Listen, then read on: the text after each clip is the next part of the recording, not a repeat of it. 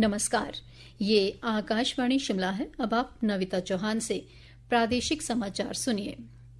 प्रधानमंत्री नरेंद्र मोदी ने कहा है कि भारत को विकसित बनाने में स्त्री शक्ति की परिवर्तनकारी भूमिका होगी और इसलिए केंद्र सरकार पिछले 11 वर्षों से महिलाओं के नेतृत्व पर अधिक ध्यान दे रही है। उन्होंने कहा कि विज्ञान, शिक्षा, खेलकूद, स्टार्टअप और सशस्त्र बल सभी क्षेत्रों में महिलाएं उत्कृष्ट प्रदर्शन कर दूसरों के लिए प्रेरणा स्रोत बन रही हैं। एनडीए सरकार के 11 वर्ष पूरे होने के अवसर पर सोशल मीडिया पोस्ट में प्रधानमंत्री ने कहा कि सरकार ने विकास में महिलाओं की सशक्त भूमिका के लिए कई महत्वपूर्ण प्रारंभिक कदम उठाए हैं। इनमें स्वच्छ भारत अभियान, जन धन खातों के जरिए वित्तीय समावेशन और जमीनी स्तर महिलाओं का सशक्तिकरण करना शामिल है। प्रधानमंत्री ने कहा कि उज्ज्वला योजना से घरों को धुआं मुक्त बनाने में मदद मिली है। उन्होंने कहा कि मुद्रा ऋण से लाखों महिलाओं के लिए उद्यमी बनने का सपना पूरा हुआ है। प्रधानमंत्री ने कहा कि प्रधानमंत्री आवास योजना के तहत महिलाओं के नाम पर मकान लेने के प्रावधान से महिलाओं में सुरक्षा और सशक्तिकरण की भावना बढ़ी है। प्रधानमंत्री ने बेटी बचाओ बेटी पढ़ाओ अभियान को बालिका संरक्षण का राष्ट्रीय अभियान बताया।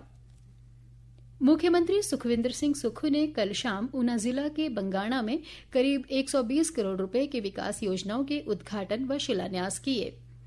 उन्होंने बंगाणा में 3 दिवसीय पिपलू मेले के समापन अवसर पर भी शिरकत की और शोभा यात्रा में भाग लिया। एक जनसभा में मुख्यमंत्री ने स्थानीय लोगों को मेले की बधाई दी और कहा कि मेले किसी भी क्षेत्र की लोक संस्कृति और भाईचारे के प्रतीक होते हैं।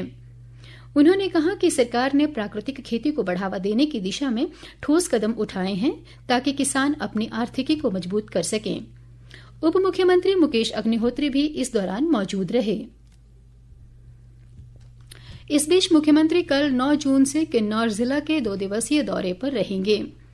इस दौरान वे शिपकीला गांव से सीमा पर्यटन पहल की शुरुआत करेंगे, जिससे देशभर के पर्यटकों को किन्नौर और लाहौल स्पीति जिलों के भारत चीन सीमा से सटे सीमावर्ती क्षेत्रों को जानने का अवसर प्राप्त होगा। इन क्षेत्रों में पहले विशेष अनुमति लेकर जाना पड़ता था, लेकिन अब ये प्रक्रिया सरल बना दी गई है। नए दिशा निर्देशों के अनुसार स्थानीय लोग व पर्यटक अब वैध पहचान पत्र दिखाकर इन स्थानों पर जा सकते हैं। आईटीबीपी और सेना निर्धारित प्रोटोकॉल के अनुसार पर्यटकों का सुगम और सुरक्षित आवागमन सुनिश्चित करेगी। प्रदेश भाजपा ने कांग्रेस सरकार पर युवाओं के साथ रोजगार के नाम पर धोखा करने का आरोप लगाया है। पार्टी अध्यक्ष राजीव बिंदल ने कहा कि चुनाव से पहले कांग्रेस के सभी नेताओं ने 5 लाख नौकरियां देने की बात कही थी, लेकिन सरकार ने अभी तक इस गारंटी को पूरा नहीं किया है। उन्होंने कहा कि हाल ही में एक मीडिया चैनल को दिए गए साक्षात्कार में मुख्यमंत्री ने युवा बेरोजगारों के प्रति अपमानजनक व्यवहार किया है। उन्होंने कहा कि वर्तमान सरकार बनाने में बेरोजगार युवाओं की अहम भूमिका रही है, लेकिन अब बेरोजगारों की अनदेखी करने वालों को सत्ता में रहने का कोई अधिकार नहीं है। केंद्र सरकार का विकसित कृषि संकल्प अभियान चंबा जिला में तेजी से चल रहा है।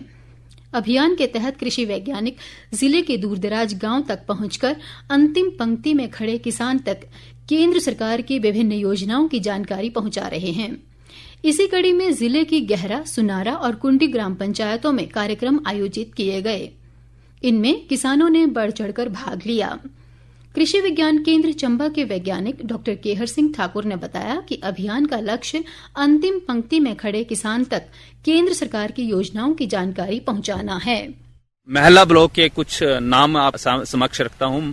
एक बटोट हमारी एरिया है, एक बलोट पंचायत है, तो उसके जो दुर्गम उसलाड़ा जाके एक स्थान है जो, तो वहां पर हमारी जो टीम है, टीम 2, वो पैदल पहुंची है वहां पे। और वहां पे जब हम पहुंचे तो 1-2 जो हमारी योजनाएं हैं, उसके अलावा उन लोगों को किसी योजना की जानकारी नहीं थी।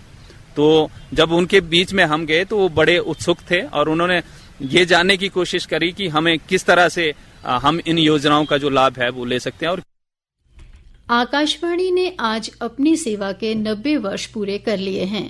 वर्ष 1936 में आज ही के दिन भारतीय राजकीय प्रसारण सेवा का नाम बदलकर आकाशवाणी किया गया था। इसी के साथ ये समाचार बुलेटिन समाप्त हुआ। हमारा अगला बुलेटिन आप सुन सकते हैं शाम 6 बजे। नमस्कार।